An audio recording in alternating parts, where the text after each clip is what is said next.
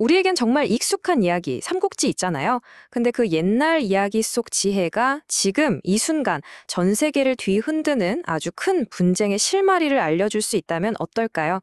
오늘 바로 그 고전 속 전투에서 현대 국제관계의 미래를 읽어내는 아주 흥미로운 시도를 한번 해보려고 합니다. 한번 상상해 보세요. 그야말로 천하의 판도를 바꿨던 거대한 전투, 적벽대전이 21세기 최첨단 무기와 복잡한 지정학적 갈등 속에서 다시 벌어지고 있다면요. 네, 바로 이 대담한 질문에서부터 오늘 이야기를 시작해 보겠습니다. 자, 그럼 먼저 삼국지의 그 전설적인 인물들을 오늘날 중동의 주요 세력들과 한번 연결 지어 볼까요? 누가 조조고 누가 송권과 유비일까요?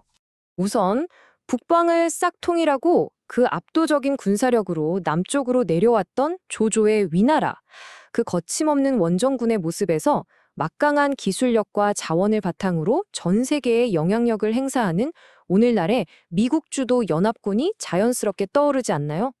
그럼 여기에 맞서는 쪽은 어떨까요? 각자의 힘은 조조에 비해 부족했지만 이대로는 죽는다는 생존의 위기 앞에서 손을 잡았던 손권과 유비연합. 이 모습은 오늘날 자신들의 영향권이라는 강을 지키기 위해 똘똘 뭉친 이란과 그 동맹 세력들과 참 많이 닮아 있습니다. 물론 시대가 바뀐 만큼 전쟁터의 모습도 완전히 달라졌겠죠. 그럼 이 현대판 양쯔강은 과연 어떤 모습일지 지금부터 한번 자세히 들여다보겠습니다. 이 새로운 전쟁터를 이해하려면요, 바로 비대칭 전쟁이라는 개념을 알아야 합니다. 이게 뭐냐면 쉽게 말해서 약하다고 여겨지는 쪽이 정면 승부 대신에 아예 게임의 규칙 자체를 바꿔버리는 거예요. 그러니까 이란은 눈에 보이는 강 대신 보이지 않는 강을 만들었다고 할 수 있어요. 여기 보이는 저 거대한 군함마저도 꼼짝 못하게 만드는 아주 복잡한 네트워크죠. 레바논의 헤즈볼라나 예멘의 후티 반군 같은 대리 세력들, 또 세계 물류의 목줄을 쥔 호르무즈 해협 같은 전략적 요충지, 그리고 전 세계 여론을 움직이는 정보전까지. 이게 바로 그들의 양쯔강인 셈입니다. 삼국지 이야기를 보면 강력한 군대의 가장 큰 적은 종종 외부에 있는 게 아니라 바로 자기 자신이었잖아요. 그 변치 않는 약점, 바로 자만심에 대한 이야기입니다. 하루면 충분하다. 전투 직전에 조조가 뱉었다고 전해지는 이 한마디. 이 엄청난 자신감이 결국 낯선 환경이 가진 진짜 위험을 보지 못하게 만들었죠. 이게 그냥 2000년 전의 옛날 이야기가 아니에요. 임무완수를 선언했지만 결국 끝없는 수렁에 빠졌던 이라크나 아프가니스탄 전쟁처럼요. 압도적인 힘을 너무 믿었던 그 과신이 예상치 못한 결과를 낳는 역사는 안타깝게도 계속 반복되어 왔습니다. 자, 이 그래프를 한번 보세요. 이게 현대판 소모전이 얼마나 무서운지를 딱 보여줍니다. 수천만 원짜리 값싼 드론 하나를 막기 위해서 수십억 원짜리 미사일을 쏴야 하는 상황? 이 비용 차이가 무려 50배 이상 날 수도 있다는 건데요.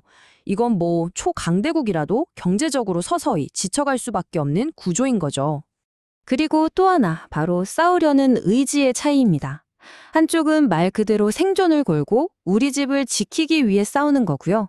다른 한쪽은 아주 먼 곳에서 전쟁을 치르면서 이 전쟁을 계속해야 하나? 하는 국내의 정치적 지지까지 신경 써야만 하는 거죠.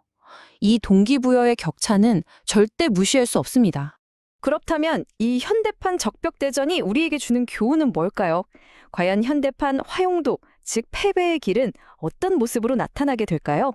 여기서 중요한 건 오늘날의 패배는 조조가 화용도에서 겪었던 것처럼 극적인 후퇴와는 다를 거라는 점입니다.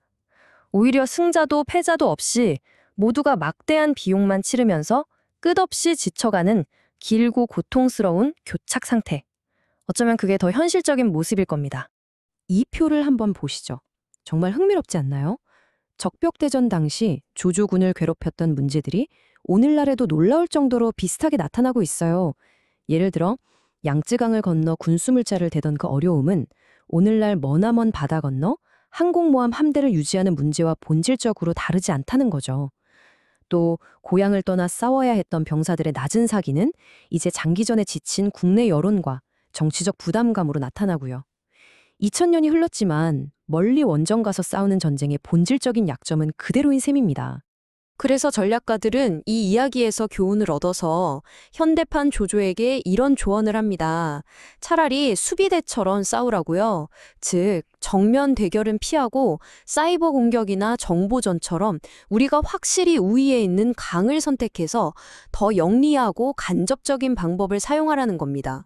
사실 이게 그냥 바다 건너 남의 일이 절대 아닙니다.